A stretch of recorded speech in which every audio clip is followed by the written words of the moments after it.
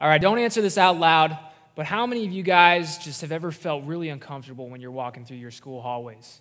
Like, just feel like everybody's eyes are on you and everybody's just kind of looking at you and thinking about what you're doing. I don't know about you guys, but when I was in high school, in junior high, like, I just always felt that way, just walking through the high schools. You know why? Because students, they can just be brutal, man. They can be downright nasty. They get all judgmental and start labeling you different ways. They'll judge you based on what you look like, based on how you dress, based on what you listen to, based on the shows you watch, based on the people you hang out with, based on the way you talk, based on how smart you are in class, based on whether or not you drink or smoke or do drugs, or based on whether or not you don't do that stuff. And they might judge you based on whether or not you're good at talking to guys or good at talking to girls, or whether or not you're good at talking to good-looking guys or good-looking girls. Like, there's all sorts of different things that they can label you with, and on and on and on, and they can make fun of you behind your back and talk about you, and it can just be tough. It can be really tough. Now, I know that this happens all the time in school, and there's not a whole lot we can do about it because that's just kind of the way the world is. But it sort of happens outside of school too in different areas, but just what drives me absolutely crazy is I can see it happening in the church too. And that's just unacceptable when you see it happening in the church, because Jesus set an exact opposite example through his life and through his ministry. If you guys want to have your Bibles with me, turn to Matthew chapter 9, verses 9 through 13 here. And just give you a little background. Jesus is just starting up his ministry. He's been going around the countryside. He's been preaching. There's been some buzz generating about him. He's been starting to do some of his miracles, and he's creating this following. And he's gathering disciples around him. He's creating this following. And here's where we pick up in Matthew 9:9. As Jesus went on from there, he saw a man named Matthew sitting at the tax collector's booth. "Follow me," he told him, and Matthew got up and followed him. While Jesus was having dinner at Matthew's house, many tax collectors and sinners came and ate with him and his disciples. Now, when the Pharisees saw this, they asked his disciples, "Why does your teacher eat with the tax collectors and the sinners?" On hearing this, Jesus said, "It is not the healthy who need a doctor, but the sick. But go and learn what this means. I desire mercy, not sacrifice, for I have not come to call the righteous, but the sinners." Now, this passage is a perfect summary of Jesus' ministry and what his life and everything he did was all about.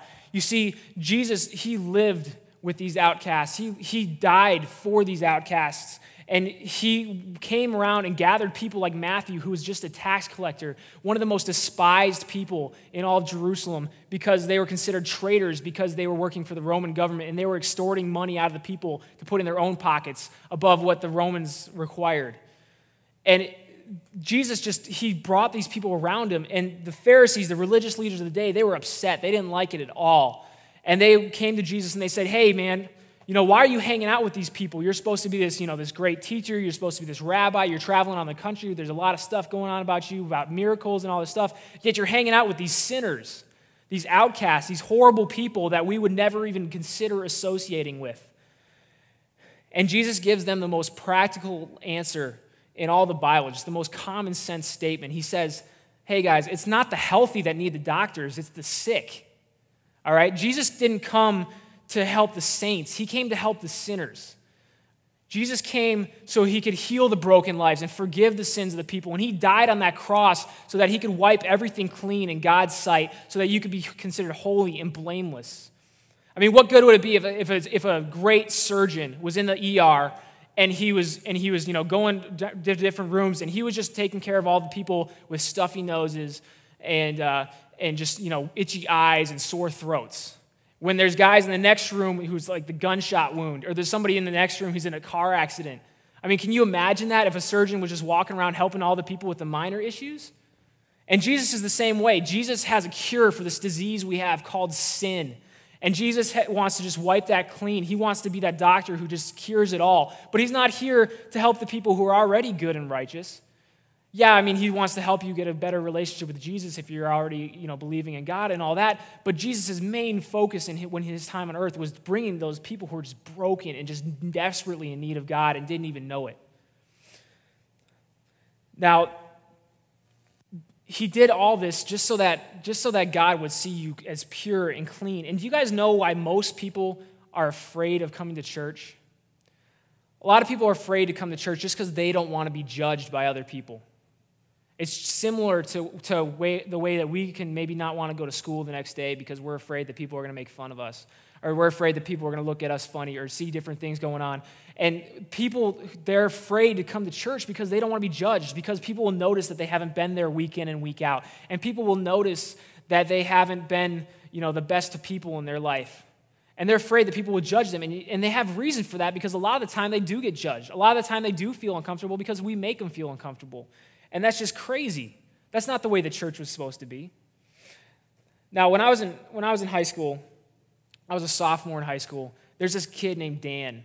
And Dan, he was about a year older than me, and he played on the football team with me. And he wasn't a great athlete at all. I mean, this kid, he was overweight. He was very loud, very obnoxious all the time. He was smelly. He was one of those kids who just, he didn't take a shower except for every other week, maybe.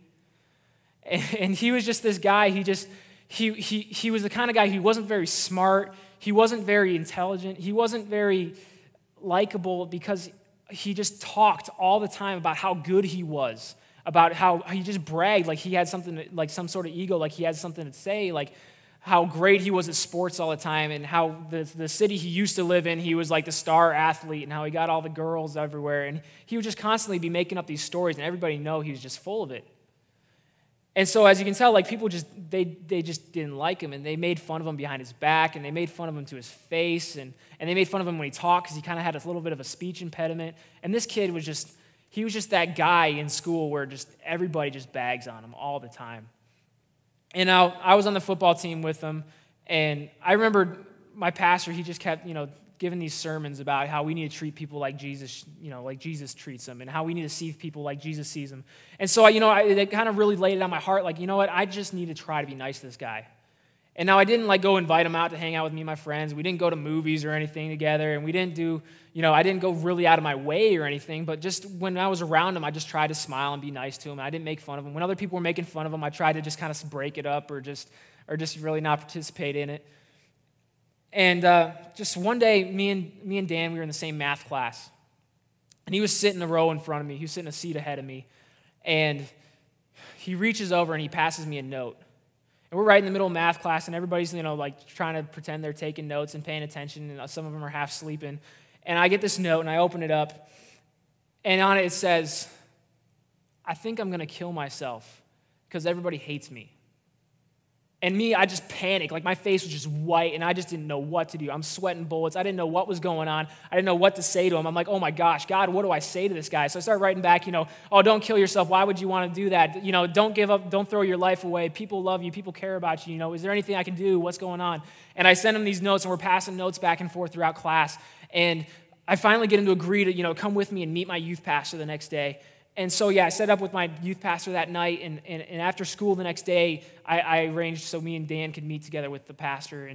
And so my church was really close to the school, and so it was within walking distance. So right after school, and I didn't have my driver's license anyways because I was only a sophomore, which is pretty lame. But so after school, we had to walk to my church, and it was about a couple miles down the road, and I had to walk the whole way with him next to me. And I just remember being so embarrassed and almost like regretting the fact that I invited him to go meet with my pastor. And I feel really guilty and ashamed about saying this right now, but I was just embarrassed because my friends were driving by and walking past, and cute girls were looking at me hanging out with this guy, and I was just thinking, oh man, what is this doing to my reputation? But I feel ashamed to say that, but I did. He was just that guy who you just didn't want to be associated with.